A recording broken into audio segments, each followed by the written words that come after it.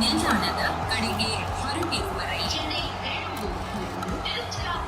Hyderabad Voltas Express University Station Netaji Bhavan.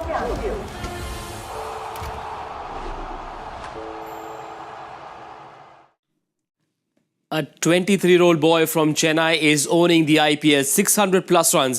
Sai Sudharsan and his captain Shubman Gill have ensured a very comfortable walk in the park. Easy breezy. They made it look so easy against a Delhi Capitals lineup which has a fair bit of bowling talent but a completely off day for Delhi. Gujarat meanwhile scoring the 200 needed and 5 more, winning this match with an over to spare and securing qualifications for themselves. They win this by 10 wickets. Gujarat qualify, Bengaluru qualify and so do Punjab. You're watching Voltas presents Cricbuzz Live. Hello to Joy Bhattacharjya and a very good morning to Lisa Sthalekar who joins us from Sydney. Yeah, morning, guys. You guys are looking very sprightly, given that you're in the previous day, but that's okay. It's more than okay if an innings of this caliber or a partnership of this quality can keep you awake. What a terrific performance with the bat. They made it look so easy, these two. Yeah, they did. They right from the outset, I think Sai Sudharsan had somewhere to be tonight. 20 runs coming off one of the power play overs, and that just kind of got their innings going. And from there, they didn't let up. They felt like it was almost chanceless, unless I blinked and my eyes were closed for a little bit longer than a delivery. But they were pretty impressive in how they went about it, and the fact that they haven't played for a couple of weeks, they looked fresh. They looked like they were hungry. I think the determination, even in the celebration of Sai Sudharsan, is like the job is not done yet. There's a lot more left in the tank for Gujarat. Two teams are thanking these two players, Gill and Sudharsan, because not just Gujarat, as I said, RCB and Punjab Kings have also qualified for the playoffs. Now just one spot up for grabs. A big thank you from Virat Kohli, Rajat Patidar, Shreyas Iyer, Ricky Ponting. Everyone's going home happy tonight. Everyone's going home happy tonight other than Delhi. And Delhi still is there with a chance. They're still hanging in there. And I think the Delhi-Mumbai match is going to be a very important match. But, I mean, think about it two ways you have to look at it. One is, how many times have you seen a team win their first 4 matches in a row and then not qualify? So it's not, I don't think it's happened as yet. So Delhi would be saying, look, let's hold on to that. Let's just keep winning. Because today they were up against a team that just played unbelievable cricket. I mean, that batting performance. And, I think the word to pick up from Lisa's, it was A, it was chanceless. Yeah. B, it was calm and deliberate. Yeah. They were hitting sixes, but they never looked like they were taking chances. They never looked they were in a hurry. They strolled to victory in a way, and strolling to victory when somebody scored 150 is okay. They strolled to victory when the other team scored 200 and they made it look so easy. It's unbelievable how well they batted. RCB, GT in Punjab go through. Now Shreyas Iyer wins the IPL with KKR, goes across to the other team, partners Ricky Ponting, who is very fond of, delivers this kind of form. Then there is RCB, a new captain in Rajat Patidar. Who writes these stories? Because, none of us really expected things to pan out the way they did. Rajat Patidar is having a great time as well. There's a reason why the IPL is the most successful, the best T20 league on the planet. And this year, we might well have a new champion. Yeah, it's kind of written in the stars, isn't it, at the moment? Everything's aligning nicely. Was it IPL 18? So who should number win? 18. RCB. So certainly it feels like, and the great thing about this tournament is the unearthing of new talent. We've seen that over plenty of years, but then it's the emergence of new skippers giving different roles, or someone batting or bowling in a different phase of the game, and then making a name for themselves and going on to represent their country. That's what's so special about this. And they are being tested on the most difficult stage because franchise cricket and IPL is the best. You've got the best overseas players playing them, and the lights, camera, action and eyeballs is on you. And to be able to do that is pretty special. And these two, Shubman Gill and Sai Sudharsan, just outstanding. And maybe this, I know there's a little bit of talk about Sai Sudharsan in the whites. I don't know. I mean, based on form, and I know you can't. It's two different formats, but he's looking good and looking in control. We will talk about Sai Sudharsan, but RCB fans, hold your breath. This one's for you. The Hobart Hurricanes win the BBL after 14 years. Crystal Palace won the FA Cup after 120 years. Bologna won the Coppa Italia after 51 years. RCB, can they win after 17 years? Are the stars aligning? Well, you tell a compelling story. I think they have as good a shot as anybody. And I think what's going to be interesting is, we are going to watch that fourth qualification space.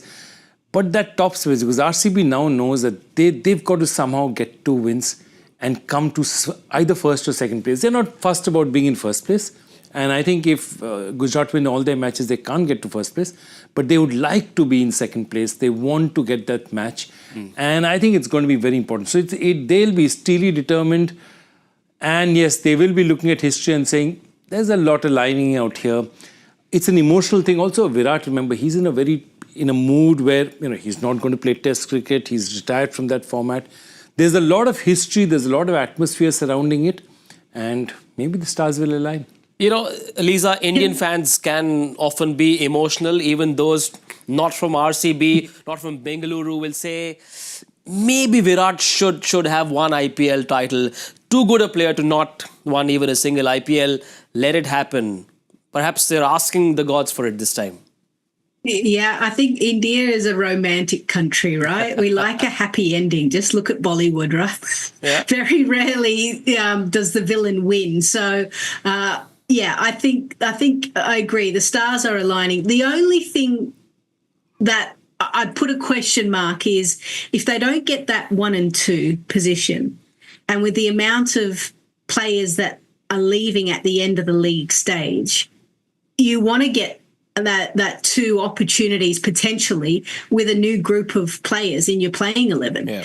And if they don't get that, then it's really a luck of the draw, and you hope that the players that you sign and the ones that get the call up to be in the playing 11, they've got to hit the ground running straight away. That's even more pressure than what I was talking about. So I think that 1 and 2 is even more important for RCB. And if they don't get it, then I've got a little question mark of whether the stars really are aligning. Wait for it. 10 more days to go. At this point, though, the Gujarat Titans are top of the table with 2 games in hand. They're looking for their second title after winning the title in their inaugural season. Today, they didn't even need Butler. What is this batting show? That's what I was saying. It's incredible of how easily they chased a target of 200. Yeah. 200 is not a small target. The ball was turning. There was turn and offer. I thought Kuldeep Yadav, there was the only semblance, smidgen of a chance they had was that LBW, which could have happened, which was an umpire's call. Yeah. But that was it. They just didn't give any other chances. I think one leading edge, which went past Akshar Patel. Yeah. That was it. But these are, I'm now clutching at straws. I'm trying to find reasons why they might not have got there. But it was that easy and it was that well done. And it was the calmness. Just see the 2 batters batting. They're not flushed and they're not looking at, I'm going to hit the next ball for 6. They were calm, calculated, didn't bother at all. One more thing. At a very crucial time, the batters were going almost to the same score. And then Sai Sudharsan goes ahead and gets to his 90s. Now, when the target is 200, the odds that 2 people are going to get 100 are very difficult because then they have to score at almost the same rate. Yeah. Sai Sudharsan has a chance where he's on 91, 92 and he can give the strike and then allow the strike to be farmed. They don't take that chance. They don't seem to be worried about it at all. Yeah. And that also is a great sign for me that as Shubman Gill was supremely unbothered about whether he'd have an opportunity to get to his 100 or not. Team above individual milestones. That's what it's all about. And, the top 2 run scorers of this league this season, the 2 Gujarat boys that made it all happen for the Gujarat Titans, 205, the partnership. But the man that stole the show by just a little bit from his captain is Sai Sudharsan, and he is our coolest performer on the match part by Voltas. Shorkam, Kam Zyada, looked chanceless, 12 fours and 4 sixes, Joy. I'm going to just talk about 2 shots, okay? Chanceless is one thing. 2 shots. One is there's a shot where he's just hit Natarajan, where he's looking down and he smacks it over long on. Unbelievable shot. It's an unbelievable shot because he's not even looking to see where the ball's gone. He knows it's outside the ground. Yeah. And it just is so demoralizing for a bowler that he just bowled a length ball. It's not that bad a ball. And he's whacked it for 6 and he's so confident he's not even looking. And then he hits a straight drive. I think straight past the bowler. Another peach of a shot. And you look at those two shots and you say, this is a class bat. Those two shots tell me that one in the air, that should have been the flight to England. I mean, really, he's a class performer. He is going to be in England. He will reach the A tour with his captain a little bit late, but this has to be remembered as Sai Sudharshan's season. Lisa? Yeah, it does. I mean, second 100 now in the IPL tournament, but just his consistency and to be able to come in. And remember that predominantly he's been the impact player. So there are times that he may not have even been on the field in the first innings and then be able to kind of walk out there and do his job. Means he's very assured of himself. He's very confident in his own skill set and what he needs to be able to execute. And he's doing it with ease. So, and just to highlight those two shots shows you that this guy, the no-look shot Joy, he's a T20 player. And then the straight on drive, he's a test player. Lovely. He's 23. These days, youngsters are considered very fidgety. But looking at this man, he looks like he's in a trance. Yeah, he looks really calm. Very interesting. Two things I want to tell you. First is, I mean, literally the first season he gets to play serious cricket is the season in which they reached the finals when Hardik last got 327 runs. Yeah. So 327 runs in his first proper year where he's batting all the matches. His next match, last year, he leads the Gujarat Titans with 527 runs. This year, with 2 matches left, he's crossed 600 runs. Just look at that trajectory. Just look at the trajectory and remember that this guy, even in T20 cricket, otherwise averages 40. And that's incredible. In white ball first class, in list A cricket, he averages almost 60 with the bat.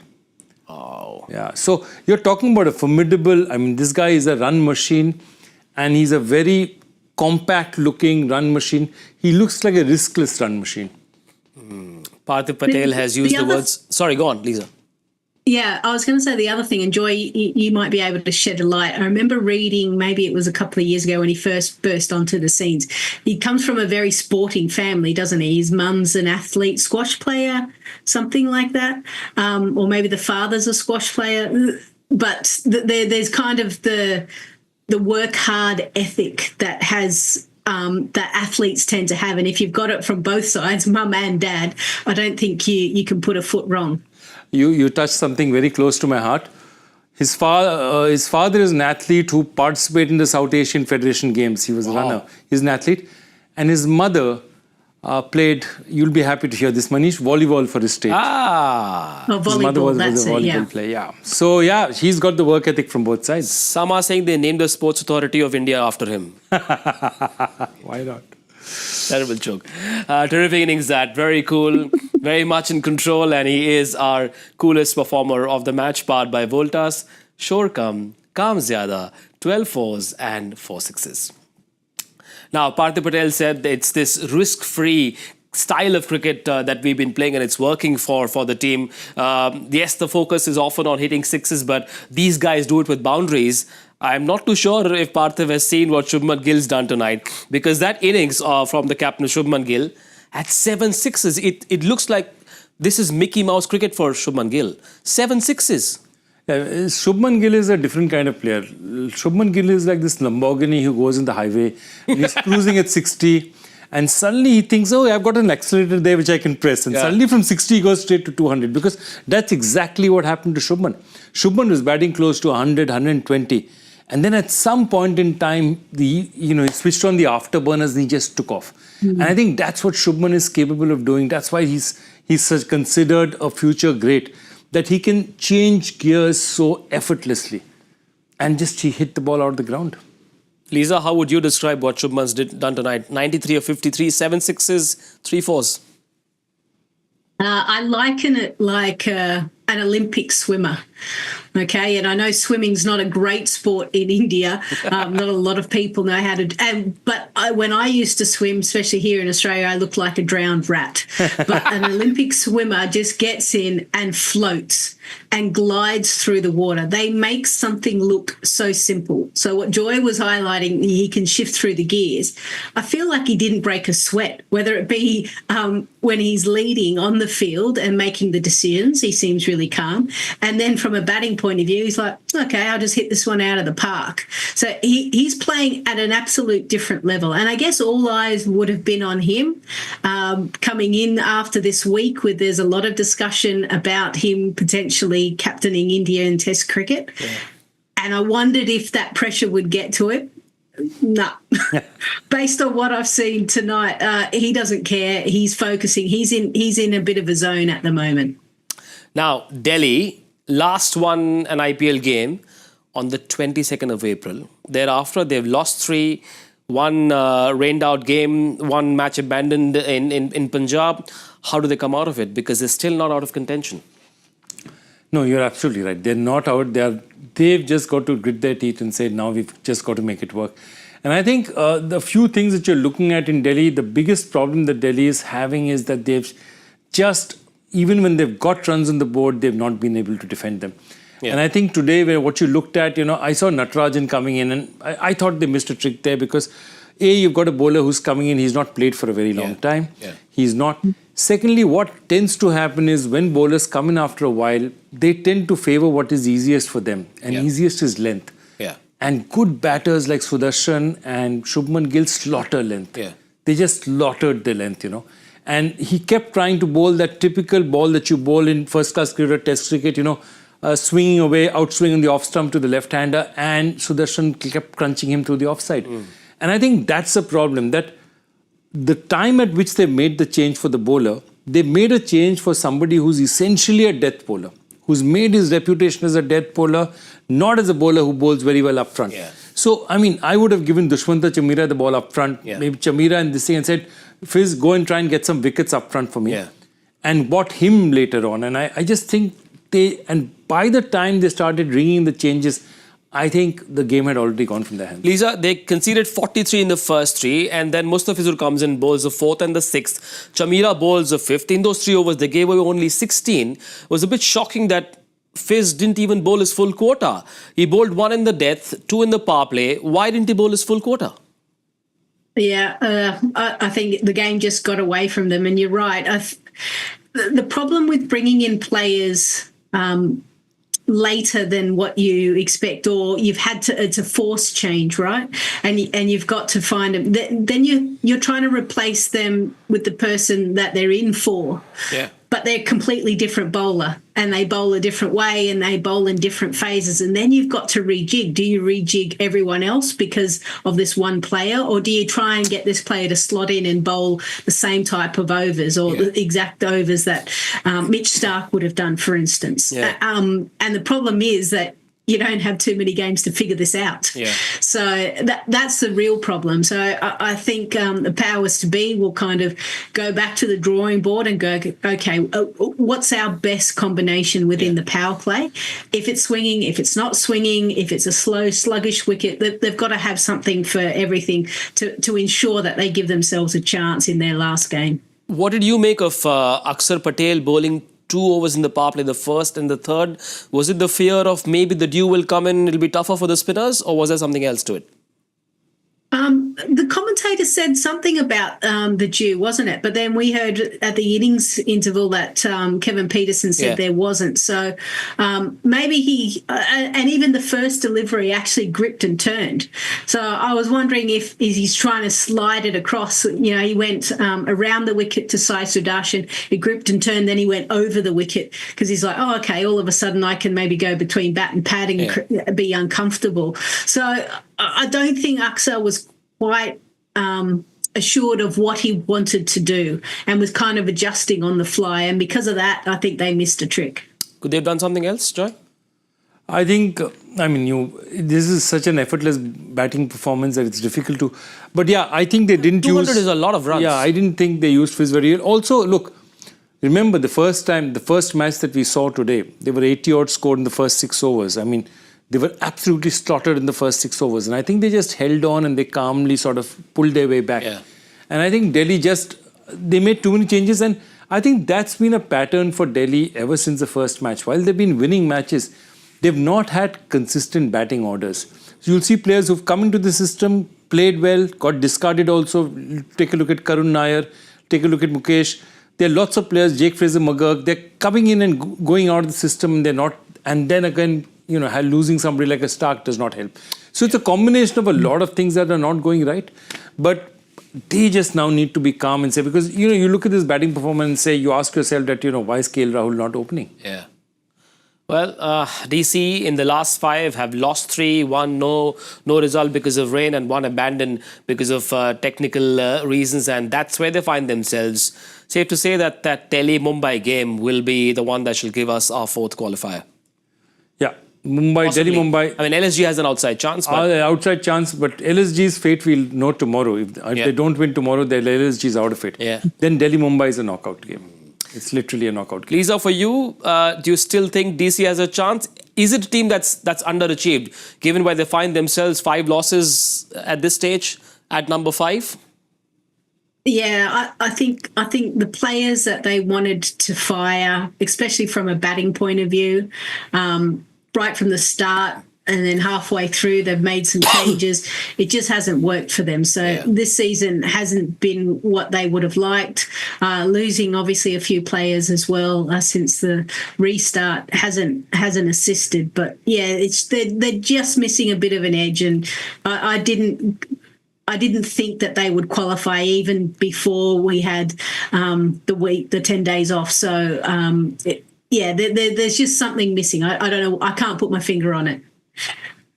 Lots will be talked about this Delhi performance. Now, at this stage, 3 have qualified. It's a 3-way race for that 4th spot in the playoffs, and one of the teams in contention will be in action at their home venue, the Ghana Stadium. It is going to be the Lucknow Super Giants versus the already eliminated Sunrisers Hyderabad. LSG have to win to stay in contention. They are coming off a hat-trick of losses. It's now or next season, Joy. Absolutely. And I think there again, look at the season and saying there was promise there. There are lots of things that they did right, put in up front.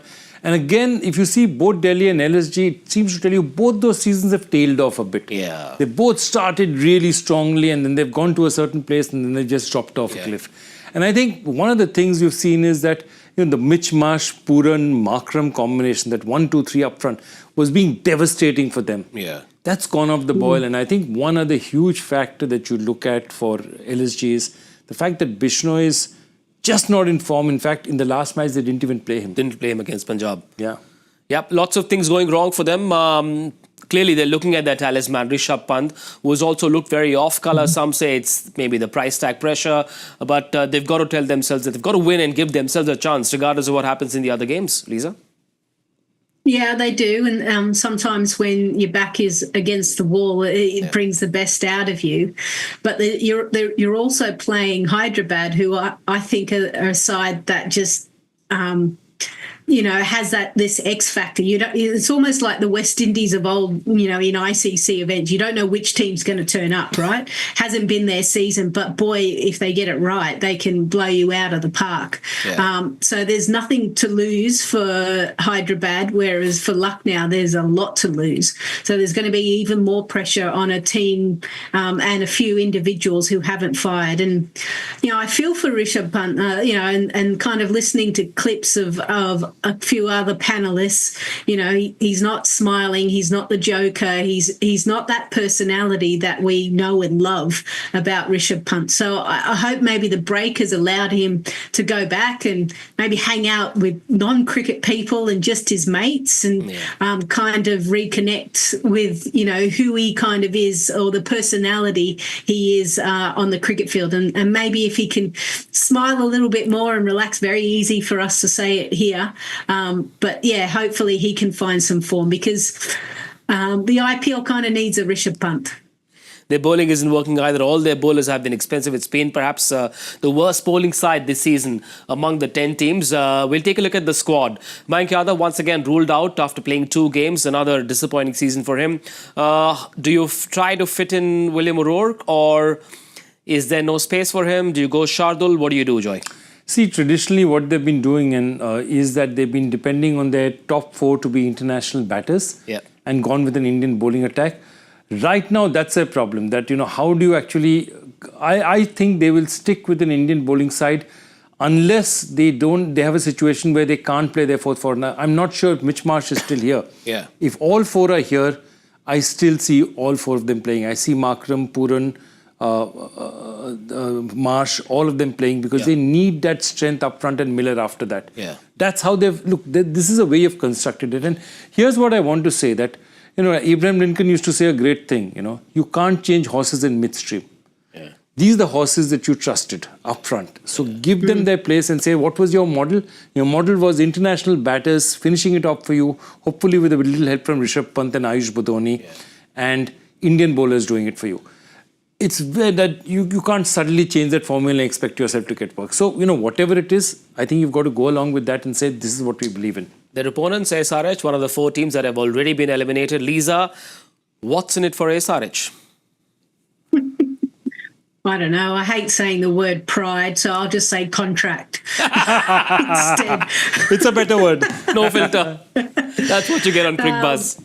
Because for some of the players, it's all about the dollars. So whether you get another contract or not, the very disappointing season, and no doubt elongated as well because of this break, when I think some of them would have preferred it just to wrap up really quickly and everyone just move on. So they've got to find a way of coming back together and kind of playing the style of cricket that they want. You can actually take a lot from the way you finish a tournament, because it builds kind of the culture or the environment potentially for next year if you keep a core group. So that's what they can hope for.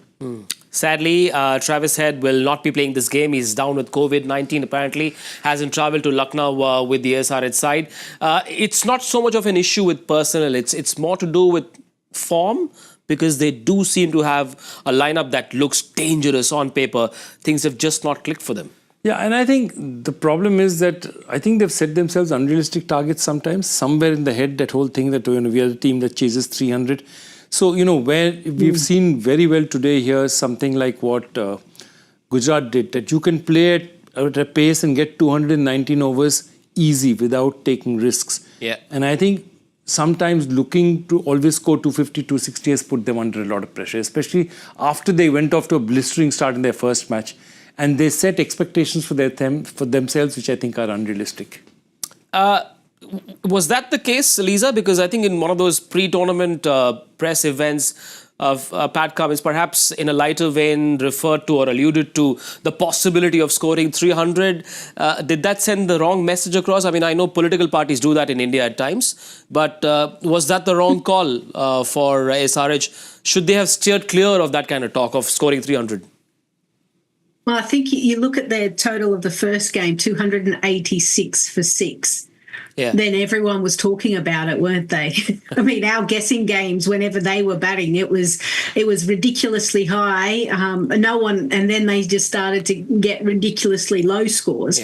So I think if their first game they didn't even get close to that 300 mark, it may not have been discussed. And then it took them a little while, and you could hear it in Pat Cummins in the way he was debriefing. It was like, no, this is the style of play. This is how we want to play our cricket. Our batters play fearlessly. They attack, blah, blah, blah. And then over the course of a loss, another loss, it was finally, maybe we need to look at our execution or shot selection. So the language changed when they realised, hang on, the pitches aren't giving us exactly what we want from a batting point of view. And also other teams are allowed to adapt and challenge you. And they weren't quick enough to adapt themselves. Let's look at the squad. No Travis Head. What did they do to that top order? Abhishek Sharma will be there very much. What do you do, Joy? I think it's easy. Ishan Kishan just slots in straight away. And I think Avinav Manohar just keeps playing because I think Avinav Manohar keeps playing. Nitish Reddy is also there. So I don't see too many changes out there. I think those two are easy players to slot in and just go back to normal. Lisa, for you, changes?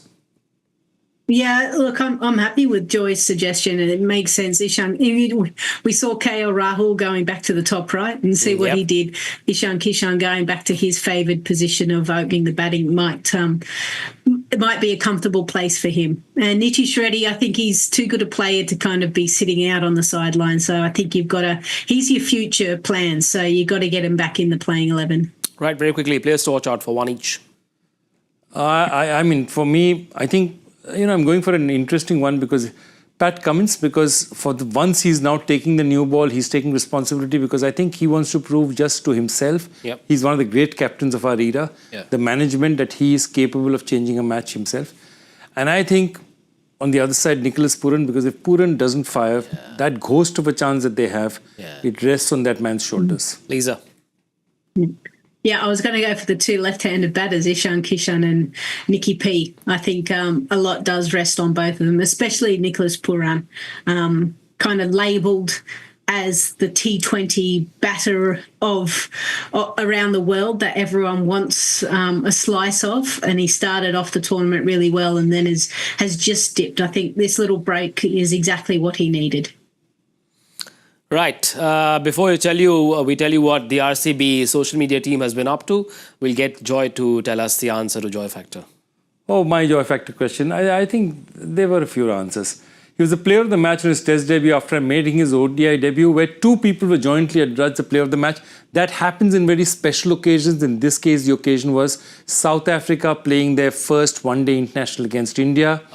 So the two people who made their debut, the man of the matches were, of course, Alan Donald and Sachin Tendulkar. And then, of course, Praveen Amre on his own test debut made a century. Right. I'm sure we got a lot of entries, but we've got to pick one winner. Who is it? That gets a hello and a thumbs up from Joy. One of your regulars? No, I just love it. I mean, it's German philosophers being quoted. Nietzsche, yeah. It's unbelievable. Well done. And I mean, somebody who reads philosophy, don't make me do this. Anyone who does philosophy and cricket is my kind of guy. These are all signs. People are encouraging you to start your own YouTube channel, which will have no cricket. Everything else except cricket, because cricket you do here. Yeah. So we're expecting a lot of other mixed bag of content from you. Right, guessing game. I think I got one right today. You got one right. Well done. You did right. After a long time. Well done. Yes. What's it looking like? I'm on the right side of this graphic. The defending champion, Manoj Tiwari, is also very much on the right. Oh, no, I've moved to... Where am I? Oh, right up there. Second, on the right. Joy, what's up? What do we do? I have nothing to say. I'm just going to slide quietly down. I'm wondering whether I have enough matches to slide below Michael or not. Because I don't see any chances of getting anything right. When I guess well, they start, suddenly defending the ball in the last over. Let's ask the ICC Hall of Famer if she can help us get ourselves out of this hole that we are in right now. Hey, I had 4 opportunities to find myself. I was 4th, and now I'm like 6th or 7th. So don't even come here. I've got no idea. You can blame it on lack of sleep. It's all right. It's what, 3 a.m. there? Yeah. 4 a.m. 4 a.m. Thanks for rubbing it in. Yeah, that's good. Now, we'll let you go. But before we say goodbye, the RCB team has just tweeted, May 18th again, playoffs. Here we come again. Make what you want of it. RCB fans have already... It's the 19th here, Manish. It's the 19th, so it loses its effect. Your Twitter mentions will be buzzing just because you said that last line. But we'll let you go. Have a good night's sleep. Or good morning already to Lisa Sthalekar. Thanks, Joy. I hope you enjoyed the kulfi that we ordered for you. That was excellent. Absolutely There's more coming. We're done. And we'll see you once again at 7 p.m. tomorrow. Once again on Voltas Presents Cricbuzz Live. Bye-bye. Good night.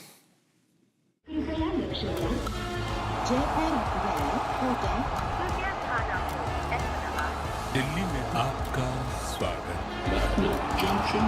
ನಿಲ್ದಾಣದ ಕಡೆಗೆ ಹೊರಟಿರುವವರೇ Chennai Hyderabad Voltas Express Railway Station Netaji Obot.